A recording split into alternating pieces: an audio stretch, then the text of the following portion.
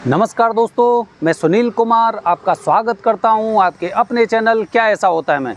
दोस्तों, जैसे जैसे नाग पंचमी हमारे नज़दीक आती जा रही है, वैसे वैसे जिन लोगों की कुंडली में काल सर्प दोष है वो उसके निवारण के लिए स्थान ढूंढ रहे हैं। वो प्रयास कर रहे हैं कि सर्वोत्तम मुहूर्त कौन सा होता है, कहाँ पे मुझे पूजा करनी चाहिए। जितने लोग नॉर्थ इंडिया में रहते हैं वो ज़्यादातर प्रयास करते हैं कि नाग पंचमी वाले दिन उज्जैन में महाकालेश्वर मंदिर में काल सर्प दोष निवारण पूजा कराएं।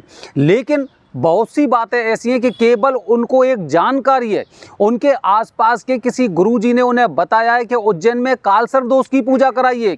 उन्हें मुहूर्त के बारे में पता नहीं है, उन्हें ये जानकारी नहीं है कि क्या वहाँ पर मेरी पूजा हो पाएगी। उससे पहले वो रिजर्वेशन करवा चुके हैं और रिजर्वेशन करवाने के पश्चात अब वो जब उस पर जानकारी देख रहे हैं तो उनके मन में शंका पैदा हो रही है।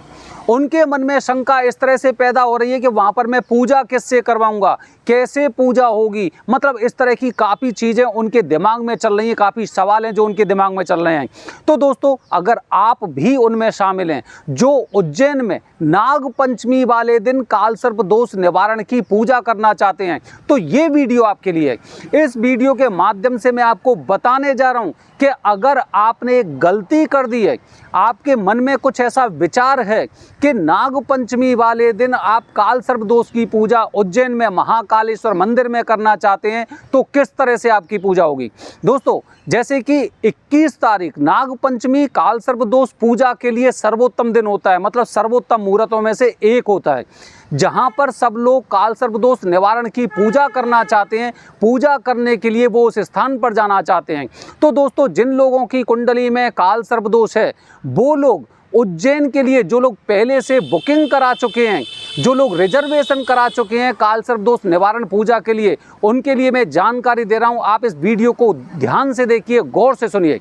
दोस्तों, नाग पंचमी वाले दिन महाकालेश्वर उज्जैन में एक मंदिर है, नागचंद्रेश्वर महाराज का मंदिर, जो पूरी साल में सिर्फ एक दिन खुलता है और उसकी वजह से केवल देश के नहीं बल्कि बाहर के लोग भी नागचंद्रेश्वर महाराज के दर्शन करने के लिए उज्जैन आते हैं।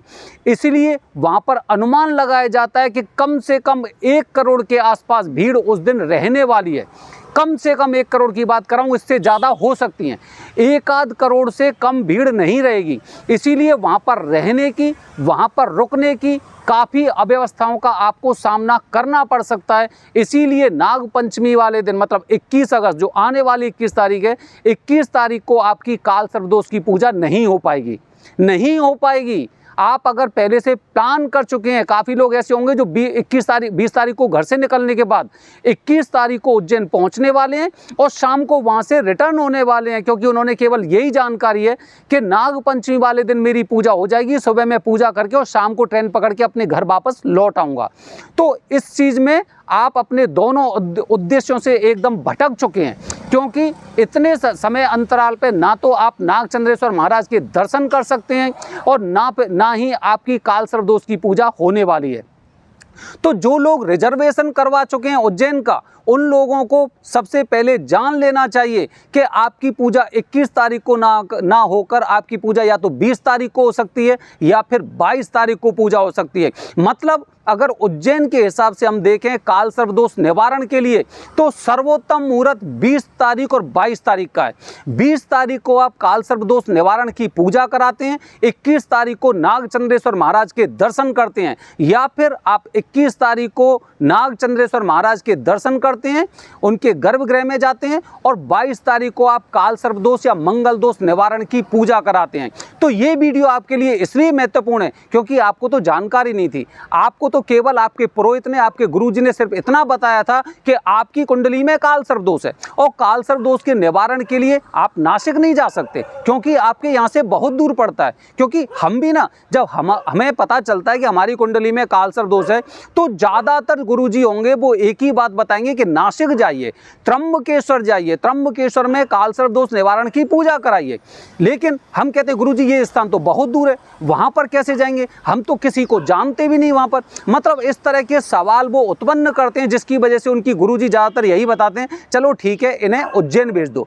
और जैसे ही हमें उज्जैन के बारे में जानकारी होती है, उज्जैन के बारे में पता होता है, हम रिजर्वेशन करवा लेते हैं। और रिजर्वेशन करवाने के पश्चात इस तरह से रिजर्वेशन करवाते हैं कि 20 तारीख को हम बैठते हैं, 21 तारीख को पहुंचते हैं, और हमें ऐसा अनुमान होता है कि 21 तारीख को सुबह आपकी पूजा हो जाएगी और 21 तारीख को शाम को आप वहां से प्रस्थान कर देंगे।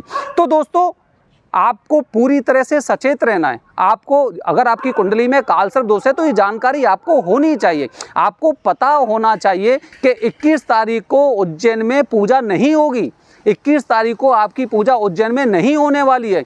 20 को कराइए या 22 को कराइए। अगर आप पहले से अपना रिजर्वेशन करवा चुके हैं तो आपको ध्यान होना चाहिए, आप या तो अपने रिजर्वेशन को कैंसिल कराइए और या फिर आप एक और टिकट बुक कराइए अपने लौटने की, क्योंकि अगर आप 21 को पहुंचेंगे तो 22 तारीख को पूजा होगी, और अगर आप 20 तारीख को पहुंचने वाले हैं तो 20 तारीख को ही आपकी पूजा होगी। एक विशेष रूप से बात और बता रहा हूं दोस्तों, चूंकि ये पूजा कुंडली दोष से संबंधित है, इसीलिए आपको ध्यान रखना चाहिए सूर्यास्त के पश्चात ये पूजा नहीं होती है, क्योंकि हर पूजा कुंडली दोष से संबंधित जितनी भी पूजा होती हैं उन पूजा में हवन अत्यंत आवश्यक होता है, और हवन को कभी सूर्यास्त के बाद नहीं करते हैं। इसीलिए आप अगर सुबह पहुंच रहे हैं, दोपहर में पहुंच रहे हैं, तो प्रयास करिए कि 2 बजे तक आपकी उस समय पूजा शुरू हो जानी चाहिए, जिससे 4 या 5 बजे के आसपास आपकी ये पूजा पूरी तरह से संपन्न हो जाए। अगर आप 3 बजे या 4 बजे के आसपास अगर पूजा करने वाले हैं तो आप ये मानिए कि आपकी पूजा नहीं होने वाली है, और आपको स्वयं को भी पूजा नहीं करानी चाहिए, क्योंकि जब पूजा संपन्न होगी तो आप उसका हवन नहीं करा सकते सूर्यास्त के पश्चात। तो दोस्तों, जिन लोगों को नागपंचमी पर कालसर्प दोष की पूजा, कालसर्प दोष निवारण की पूजा उज्जैन में करना चाहते हैं, या फिर जो करने के लिए पूरी प्लान कर चुके हैं, वो एक बात ध्यान रख लें, 21 तारीख को नागपंचमी वाले दिन पूजा नहीं होगी, किसी तरह की पूजा नहीं होगी। या तो आप 20 तारीख को पूजा कराइए या फिर 22 तारीख को पूजा कराइए। अगर आपने ये सोचा है कि आपको नागपंचमी वाले दिन ही पूजा करनी है तो आपको नासिक आना चाहिए, आपको त्र्यंबकेश्वर में कालसर्प दोष निवारण की पूजा करनी चाहिए। जो स्थान कालसर्प दोष, पितृदोष, त्रिपिंडी श्राद्ध या फिर कुंडली दोष से संबंधित सर्वश्रेष्ठ स्थान बताया गया है, चूँकि नागपंचमी का त्यौहार सर्वश्रेष्ठ है और त्र्यंबकेश्वर सर्वश्रेष्ठ स्थान है, तो अगर आपका उद्देश्य केवल नागपंचमी वाले दिन कालसर्प दोष निवारण की पूजा करने का है तो फिर त्र्यंबकेश्वर का विचार करिए, उज्जैन में ये पूजा नहीं होगी। बने रहिए हमारे चैनल के साथ दोस्तों। आगे मैं आपको कालसर्प दोष के बारे में एक और बेहद महत्वपूर्ण जानकारी देने जा रहा हूं, क्योंकि मैंने एक स्टिंग ऑपरेशन किया है और जिसमें मैं आपको बताने जा रहा हूं कि किस तरह से वहां के पंडित जी, अगर आप उनके खिलाफ जाते हैं तो किस तरह के शब्दों का उपयोग करते हैं या फिर आपको किस तरह से डराते और धमकाते हैं। बने रहिए हमारे चैनल के साथ। हर हर महादेव।